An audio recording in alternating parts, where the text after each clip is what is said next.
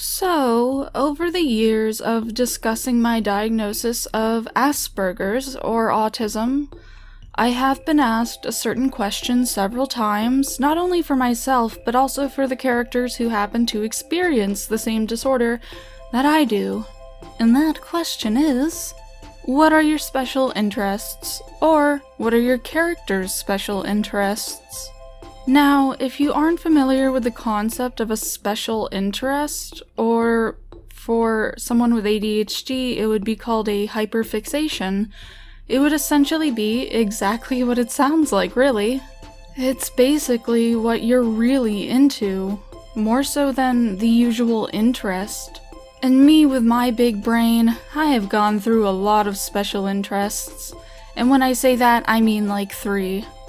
But based on my channel, you may be able to guess what the primary one is. If you haven't been able to guess, I'll give you a hint. My entire YouTube channel is focused on it. If you still haven't guessed it, it's just drawing. I've basically put all of my focus on drawing for the last 10 plus years, and it just hasn't gotten boring, which is the case for a lot of artists, but for someone with autism, it's usually so much more intense. It's like 90% of what I think about throughout the day. And I'm not exactly obsessed with drawing, I'm just very passionate about it, and it's literally like my only hobby. And you may be thinking, wow T, that's pretty sad. And to some people, maybe it is, but to me, it fulfills me in so many ways. I feel happy and complete being able to draw as much as I can and as much as I do. You could say that I feel incomplete if I don't draw. When I hit an art block, I kind of rely on commissions to get me through it.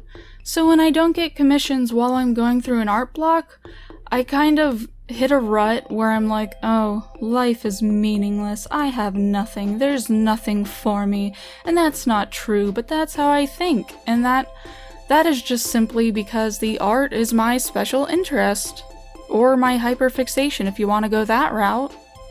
Plus, there are so many things that can connect to drawing and art, like character creation, writing, other art-related topics that just go hand in hand with it. Of course I have other interests, but they're nowhere near as intense as my interest in drawing.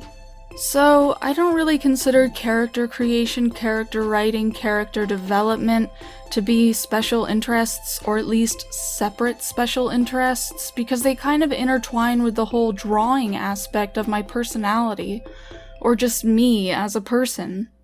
You could say, drawing is my passion. Drawing is, in fact, my passion. And because I am just so passionate about drawing, even when I feel down about my art and I think, wow, I'm going nowhere, my art is kind of horrible, I still continue drawing, and I always have. There are a lot of people, particularly non-autistic people and autistic people who hyperfixate on other things, who will be like, I'm going nowhere with this, I should just discontinue it, I shouldn't draw anymore. And they can stop it. They can stop it by choice, simply because that's not what they're focused on, that's not what they're passionate about. And that's all fine. They can find something that they really are passionate about. If they're autistic, they might be able to find a special interest that they just can't stop engaging in. And for me, that's drawing. People ask me, like my therapist will ask me what I do throughout the day, and my answer is literally just, I stay on the computer and draw. I like to draw. And some people may be thinking to themselves, wow, that sounds sad. Wow, that sounds a little boring. And the matter of fact is that I don't find it boring, that's why I can do it so much. Someone who might not be autistic might not have an understanding for what it means to be just so passionate about something and just feel so connected to it. However, they can find their own interest in which they become connected to it. It would be in a different way, but they would feel that level of passion.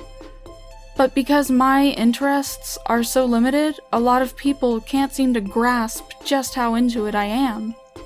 It is kind of sad to hear myself say, I have one hobby. I have a single interest, and that's drawing. But like, drawing has been my life for so many years now. And then we go into the debate for, what do you plan on doing when you're older? Which I don't plan on drawing for a career.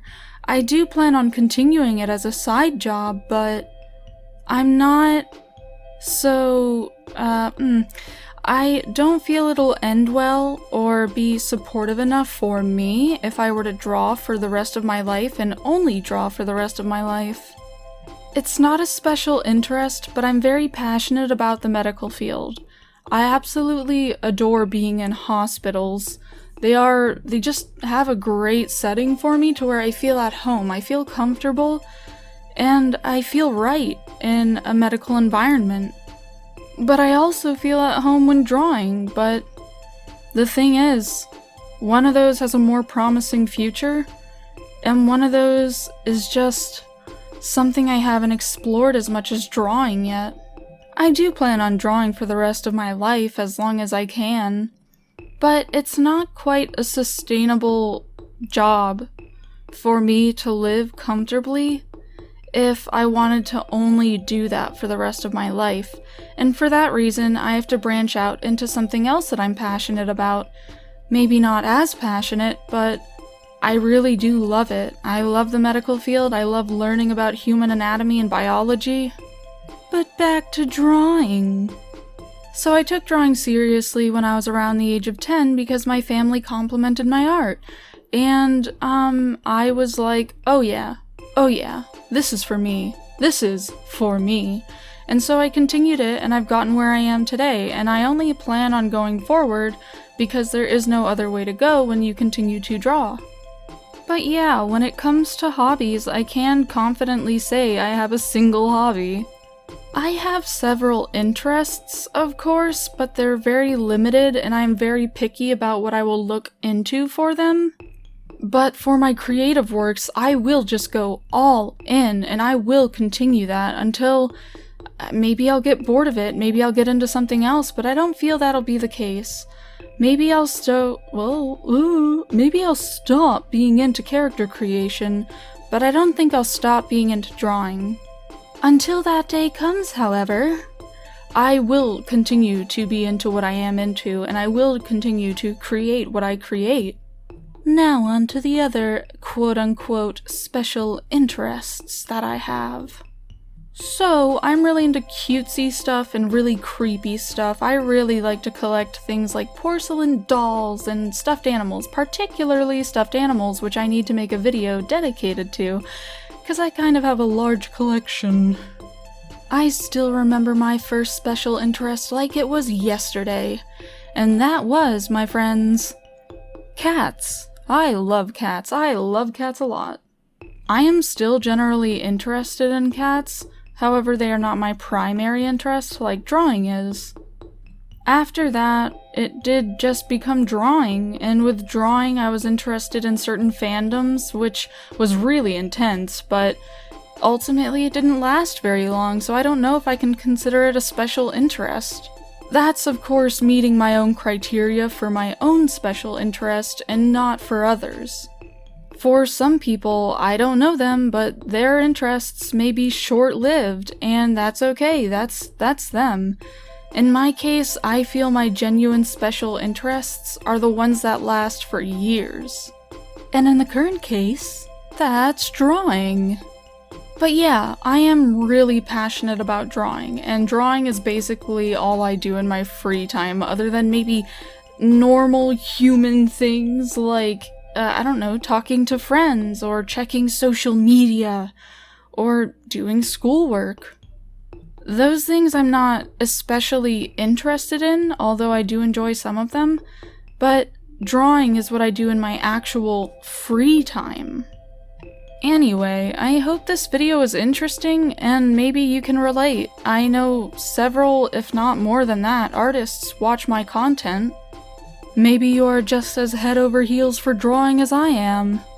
Anyway, I will see you guys again soon. Thank you for watching or listening if you made it all the way through.